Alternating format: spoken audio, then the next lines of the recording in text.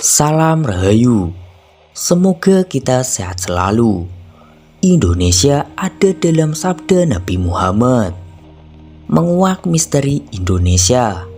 Pernahkah kalian bertanya mengapa negeri yang indah, subur dan makmur ini diberi nama Indonesia? Atau pernahkah kalian bertanya mengapa para pendiri bangsa memilih tahun 1945 sebagai tahun dideklarasikannya kemerdekaan negara kita ini? Dan pernahkah kalian bertanya mengapa para pendiri bangsa memilih bulan Agustus dan tanggal 17 sebagai tanggal dilahirkannya negeri ini? Semua pertanyaan tersebut akan terjawab jika kita menggunakan Al-Quran dan juga hadis sebagai pedoman. Kata Indonesia yang cukup unik. Mari kita hitung abjad yang merangkai kata Indonesia dengan nilai bobot urutan abjad. A sama dengan 1, B sama dengan 2, C sama dengan 3, dan seterusnya. Kata Indonesia yang diawali dengan huruf I, yang itu berarti I sama dengan 9. Kemudian disusul dengan huruf N yang sama dengan 14. Berlanjut lagi huruf D sama dengan 4, O sama dengan 15, N sama dengan 14, E sama dengan 5, S sama dengan 19, I sama dengan 9, dan A sama dengan 1. Dari semua angka yang disebutkan tadi, yang ada ternyata hanya muncul angka 1945. Tidak ada angka lain dan tentu saja ini bukan sebuah kebetulan. Ini adalah kehendak dari karunia Allah Subhanahu wa Ta'ala. Dan mari kita jumlahkan semua angka dari kata Indonesia, jumlahnya adalah 90. Mari kita buka kitab Al-Quran, kitab suci agama Islam yang penganutnya sampai rela mengorbankan jiwa dan raganya untuk merebut kemerdekaan Republik Indonesia. Tidak sedikit ulama dan juga kiai menjadi penggerak perjuangan dalam melawan penjajah.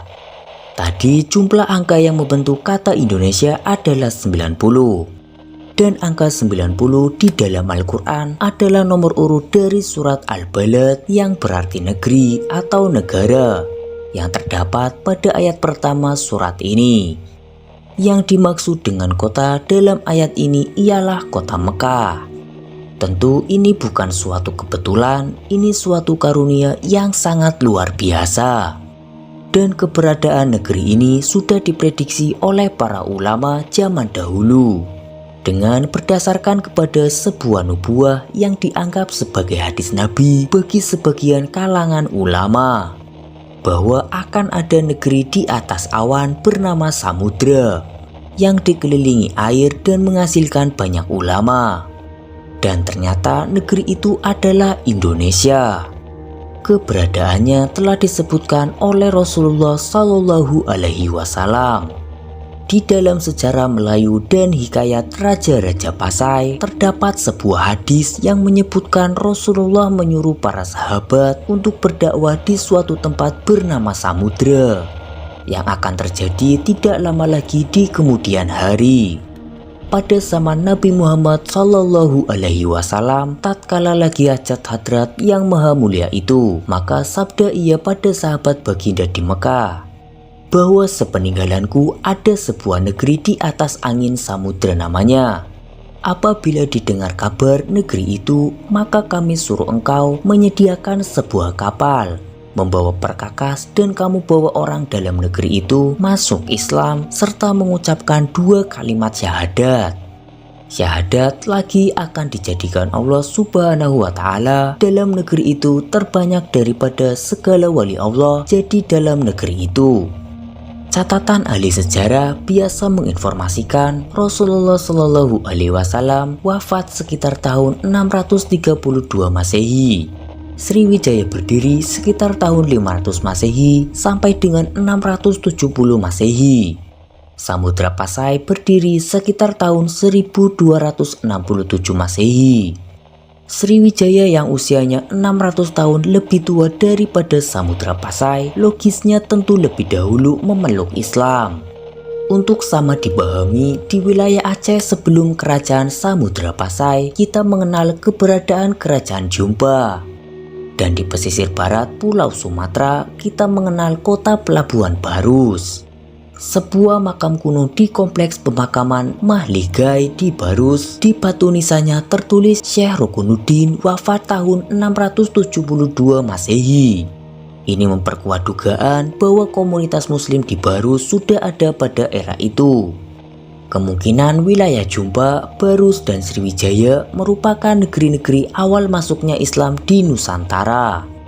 Akan tetapi dari ketiga negeri ini yang dikenal memiliki wilayah yang cukup luas dan disebut sebagai negara maritim atau samudra terbesar adalah Kerajaan Sriwijaya.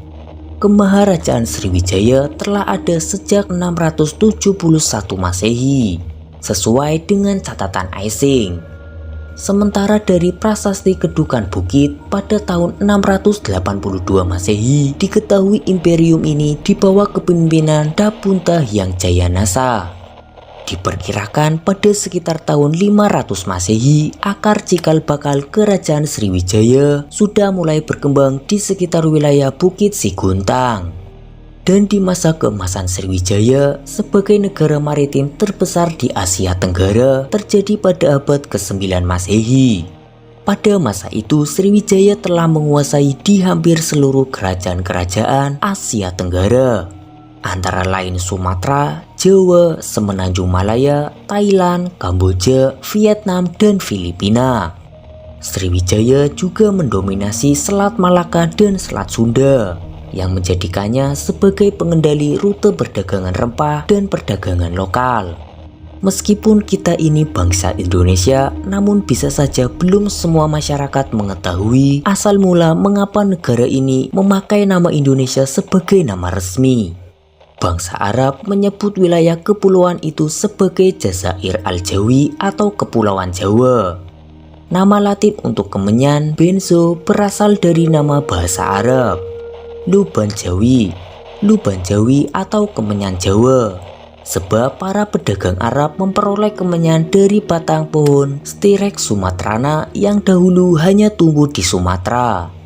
Sampai hari ini jemaah haji kita masih sering dipanggil orang Jawa oleh orang Arab, termasuk untuk orang Indonesia dari luar Jawa sekalipun.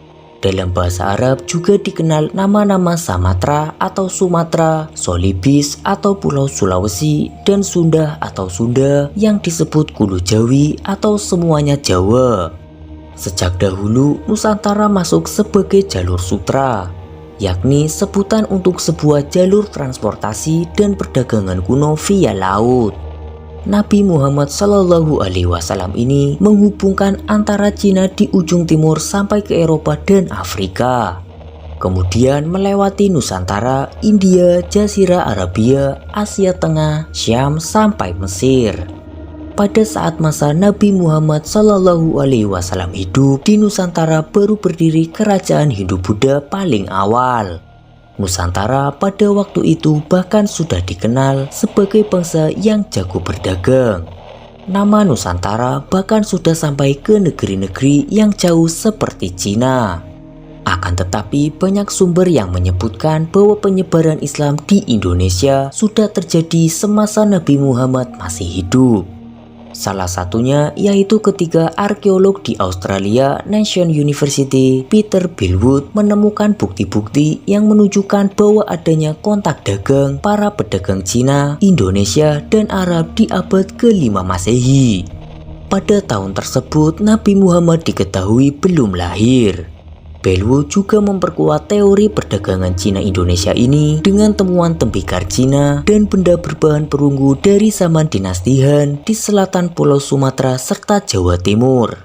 Ada juga salah seorang cendekiawan Muslim yang berasal dari Nusantara yang mendukung teori ini. Ia adalah Profesor Buya Hamka. Buya Hamka memperkuat temuan di atas dengan menyebut penemuan seorang pencatat sejarah asal Cina yang mengembara pada 674 Masehi. Ia mengatakan pengembara itu menemukan satu kelompok bangsa Arab yang mendirikan perkampungan sekaligus bermukim di pesisir barat Sumatera. Perkampungan tersebut diketahui bernama Kampung Barus. Bahkan diketahui perkampungan tersebut telah ada sejak tahun 625 Masehi atau sekitar 9 tahun sejak Rasulullah Shallallahu Alaihi Wasallam berdakwah secara terbuka. Kala itu Kampung Barus disebut masuk ke dalam wilayah kerajaan Sriwijaya. Namun setelah kemunduran Sriwijaya dan digantikan kerajaan Aceh Darussalam, Barus pun masuk ke wilayah Aceh. Menurut Hamka, penemuan tersebut mengubah pandangan orang mengenai sejarah masuknya Islam ke tanah air. Penemuan ini masih menurut Hamka juga sudah dipastikan pula kebenarannya oleh para sejarawan dunia Islam di Princeton University di Amerika. Itulah Indonesia ada di dalam sabda Nabi Muhammad Sallallahu Alaihi Wasallam. Bagaimana menurut Kamrat Demi Masa? Jika Kamrat Demi Masa memiliki pendapatnya tersendiri, tulis saja di kolom komentar. Sampai jumpa di kisah-kisah selanjutnya.